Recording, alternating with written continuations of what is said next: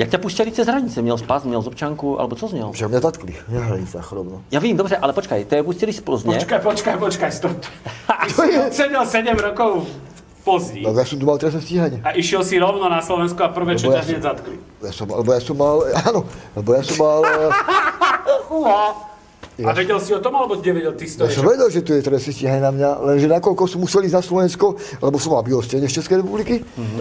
Čiže, dobre, ináč povedzme to otvorene. Čakal si, že asi sa tu niečo bude diať? Ja som vedel o tom, že... Alebo vedel si na 100%, že prídeš sem a nevidíš? Áno, ja som to vedel. A hneď si išiel na koľko zase? Nie,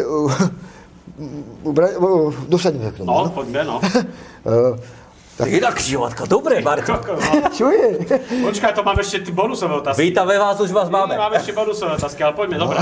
Si v Plzni, vieš, že musíš ísť na Slovensko. Áno. Koľko si mal, koľko dní si mal na to, aby si opustil republiku?